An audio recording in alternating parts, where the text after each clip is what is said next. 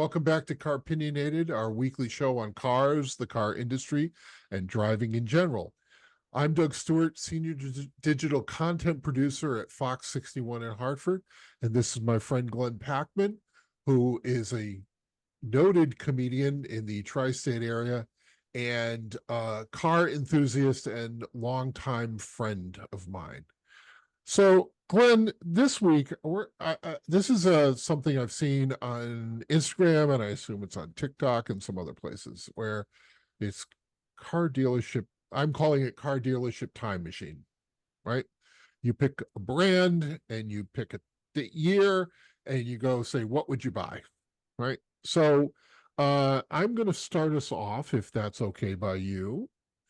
I'm going to go with Toyota in 1993.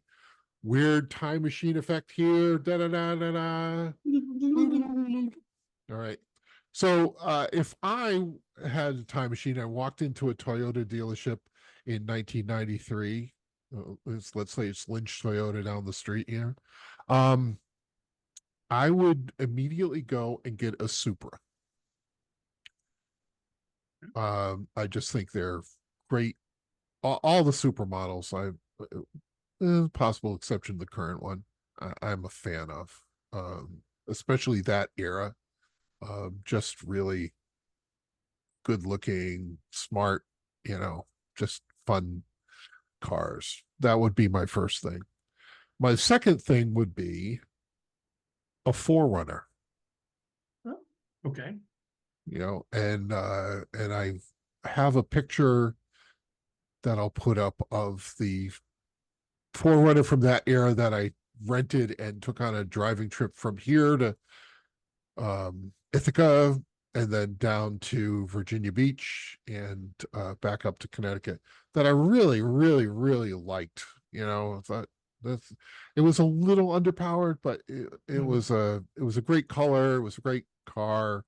I really, really enjoyed it. And then I'd also get a Land Cruiser of that vintage, which I think are now considered to be classic vehicles. So wow, cool. Okay. Yes, go right ahead. My turn? Yes. Okay, we're going to flash forward just 11 years later, and we're going to go back to a Ford dealership in 2004. You ready? If Yep. money is no option, the Ford GT, because okay, beautiful car. I saw one on the road and I almost drove off the road because I was busy looking at this car. So better that you should drive off the road, which is not a good idea to drive off of. So,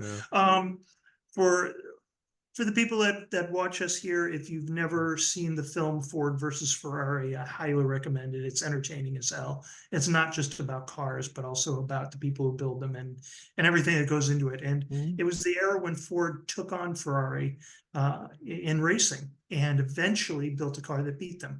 And this car is sort of the grandchild of it. It could be on a track, but it was built to also drive on streets. It's not practical in any way, shape, or form. It was radically expensive, but just a masterful piece of design and engineering. And what a car. I mean, everybody in every magazine just said, man, to own one of these. And I don't think they made a lot of them either. But if I was going back to 2004 and walked into the Ford dealership, there it is waiting for me. Yep. You know what else was available at that time? It was a darn good little car, and I know because you had one, was the Focus. Was really, for the money, Focus was a terrific little car, and that was pretty much at the height of their sales too, I'm gonna say. So I have fond memories of that red Focus ST. It's another one I've mentioned that I would still like to have today. Had one of the best manual transmissions I've ever owned in a car. And, I like the styling. There's a lot I like about it. And it was, I got rid of it because it only had driver and passenger side airbags. And it was feeling like I was, I wanted a car with more protection, and I wanted to be able to plug my phone directly into the car. Right. And there was no way to do that, and without a radical transformation of some sort. But I Right. miss it. Yep. Yeah. Yeah. I would say that, any of those cars, the cars that we end up buying as opposed to the GT, which is the one that we would have wanted. Right. That's a Right. that's a Sunday car. That's a third, Yeah. third Exactly. car. Exactly. Someday. All right. Yep. Your turn. Okay. I'm gonna go 2 decades back from you at that point. I'm gonna walk into a Ford dealership in 1985. So thinking about Ford in that era, that Mhm. they are hitting their stride, right? They have the Thunderbird, the Aero look Thunderbird has come out. They are on the verge of introducing the Taurus, which changes the game in the mid-size vehicle market Mhm. and disrupts it, and never looks, doesn't look back for another 15 years. Um, and and leaves GM in the dust. I don't think there's a GM car during that era that and size range that matches the Taurus in any way, shape, or form. Mhm. But what the cars that I'm gonna get in that dealership are the T-Bird, and there was a special edition, probably with a turbo 4-cylinder T-Bird, and my specific memory is it was black with red trim, um which I think was kind of one of the trims at that time. But that I always liked those. I think the car rental company at the time that I worked for had Cougars, which were not that different, but Right. I just really, in terms of the whole thing, it just was, I really Sure. liked the car, how it handled things like that. Yeah. I'd also, it's not the top Mustang, when people think of Mustangs, but I'd get a Mustang from that era as well, the 5 liter, just because that Fox body Mustang, I think, is as time goes by, more people appreciate it.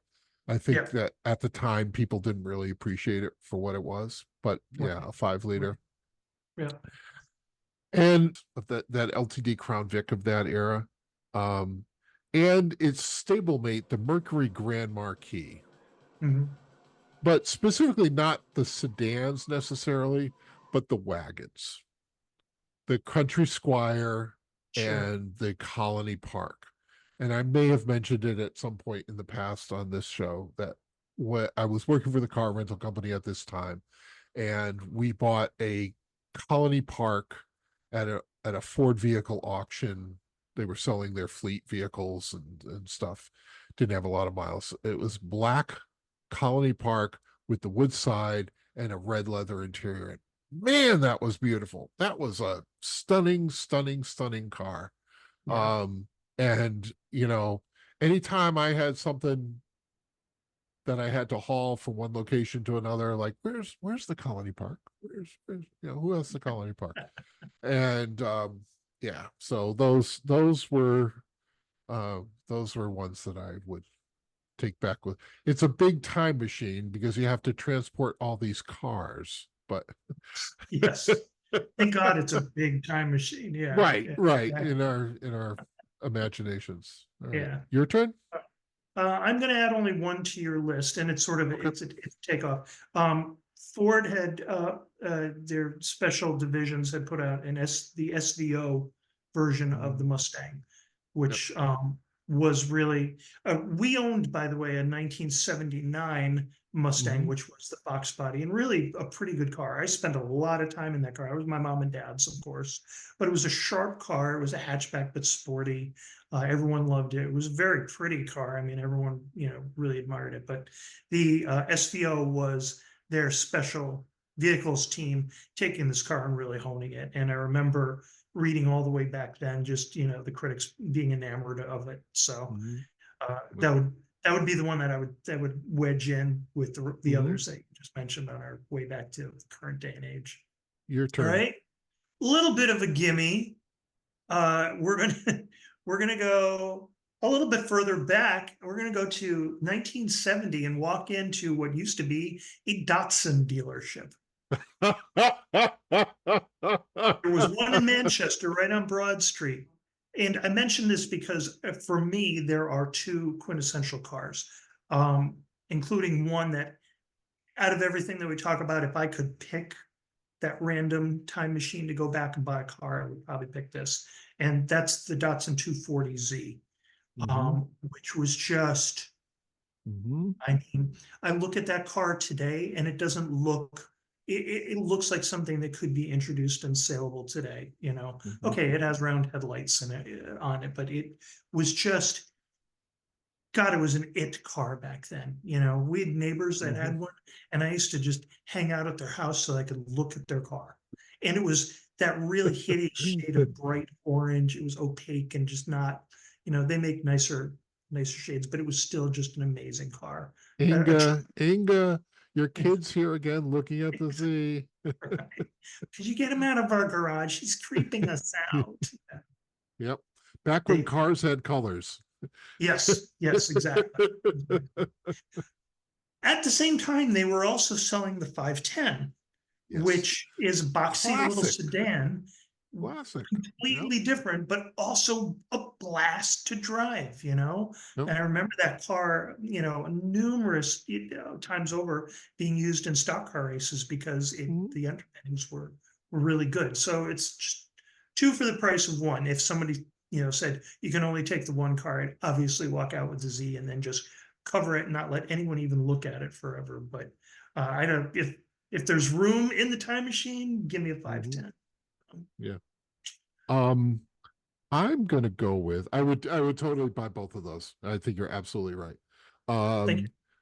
I'm gonna go 2 years earlier. Okay. I'm gonna walk into Carter Chevrolet, right now where you used to be right down the street from me. Yep.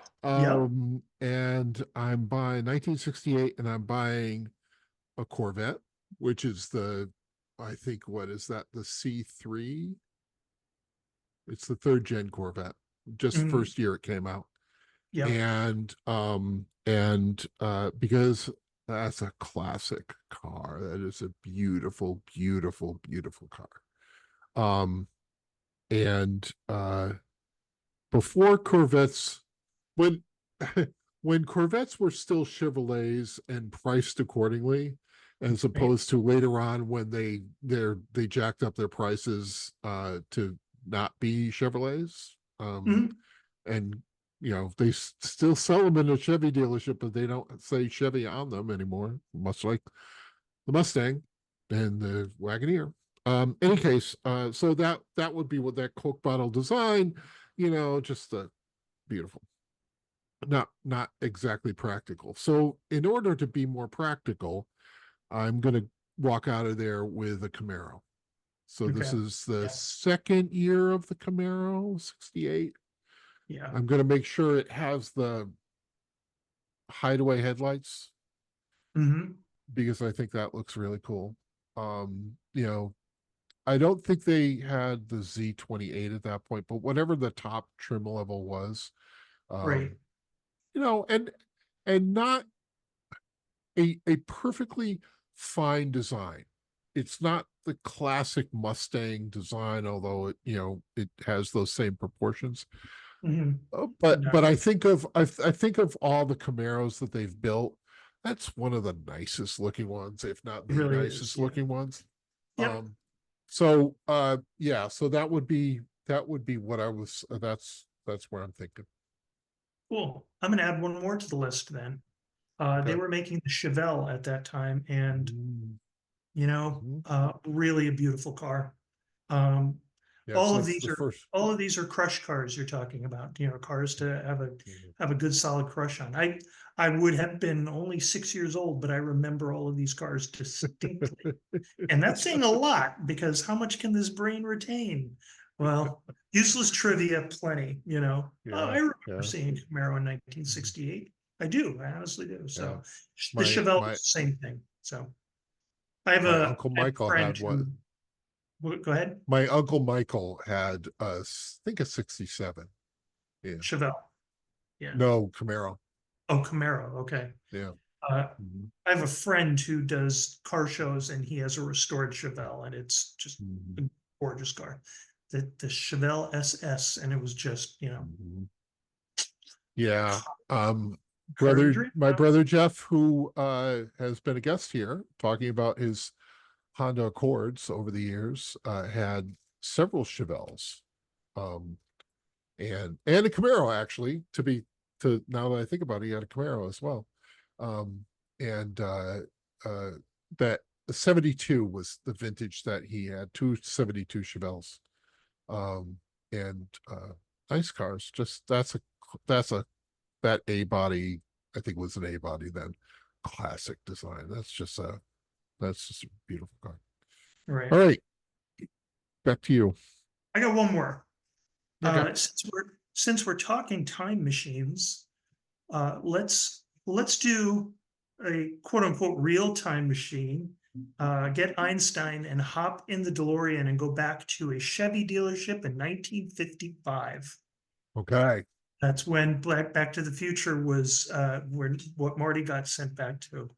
And I know that if I was Doc Brown, I would walk right into the Chevy dealership and I'd say, "Give me a Chevy Bel Air Nomad wagon with the two doors." You know, that was a pretty good Christopher Lloyd, right? Thank you. Thank you. Marty, we got to get you back to the future.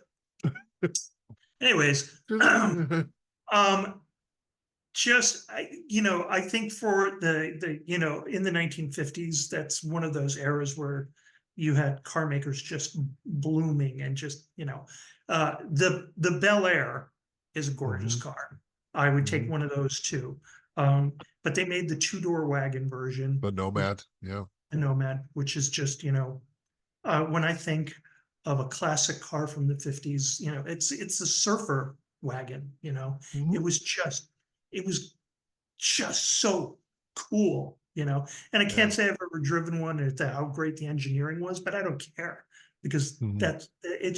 it says something. And Mhm. you get so few cars nowadays that have such a clean, clear message about them, and that was one of them. So, and it'd just be Yeah. cool to go back to 1955 for a few days, just see how square everything was. Wander around, be with all the smokers, Yes, cars exactly. belching fumes, stuff Right. being dropped into rivers, you know, Sure.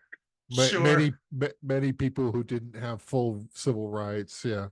Yeah. All those cool Oh, things about how great the 50s are. Yes, I know. Well, I'm talking about from a purely nostalgic standpoint, sure. Yeah, absolutely. diners I and milkshakes and car hops and with yeah, roller skates and yeah, so yeah. yeah, there were a lot of good points to the 50s and a lot of bad ones. We weren't terribly advanced, but from a car standpoint, it Cool was it cars. was, Yeah. it was a terrific era. The and 50s and and I think that Chevy slash GM has tried multiple times um to bring that style back in some way, shape, or form. And the only thing that I know made to market was the original S10 Blazer has a lot of that same hmm design language, not necessarily the front or the rear, but that kind of hmm that B pillar, the way the angles on it really, are very, very similar to that. Right. Again, and that's a classic design too. I mean, that's that I had one for work, and Right. I think I can show a picture of it right here.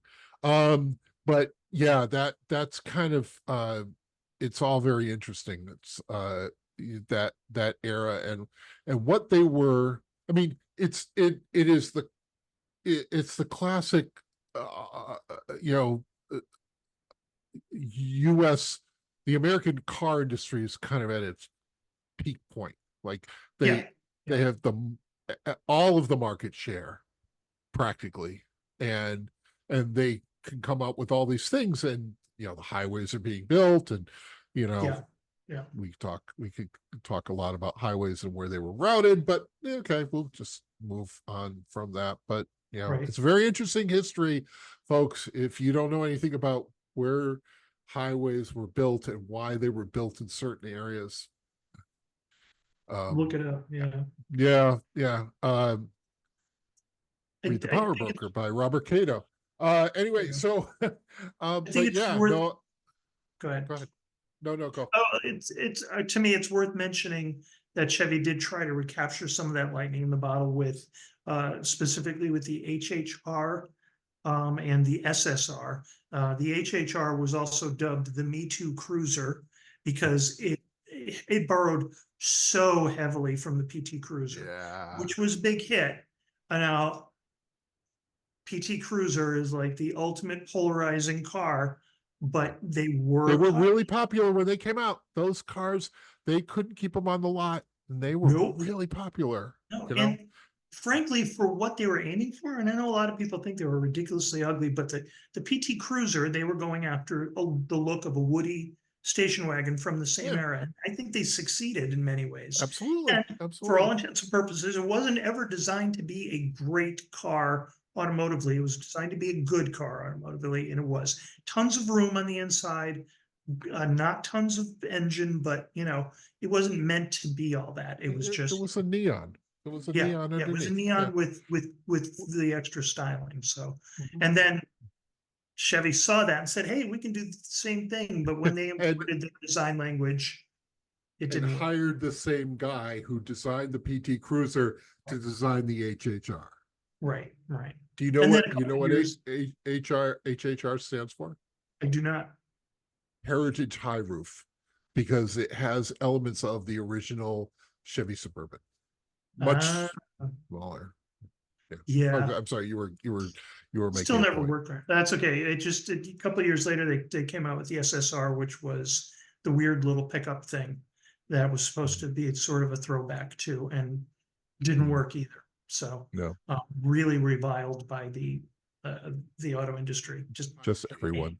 I hated. Um, I would go to a Chrysler slash Dodge dealership in 2020, and Ooh, I'd get the biggest V8, the most powerful V8 possible in a 300, a Charger, or a Challenger, one of mhm, those LH bodies, um, mhm. and just top it out.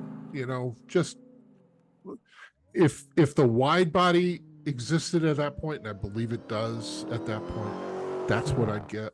And I have pictures of one in that era, of a Charger in that era, in a color they call cinnamon, Sinamon.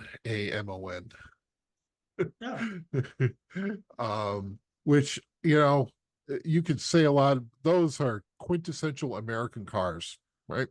Quintessential, you know, big engine, you know, going fast in a straight line. So that's what I'd do. That I don't think they, at that point they didn't sell anything else besides the Pacifica, but Yeah. that wraps it up for this week's Car-Pinionated. If you have suggestions for car dealership time machine, let us know. You have weird cars that you love, and would like, constantly defend to people, you can send both of those things to me at dstewart@fox61.com.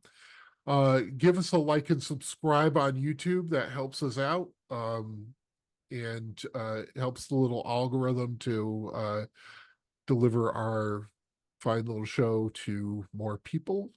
And that will wrap it up for this week. All right. It's like a recurring note. Jeff will be back. Yeah, yeah, we will. He's Someday, there. sometime. Yeah. All right. We will see you all later.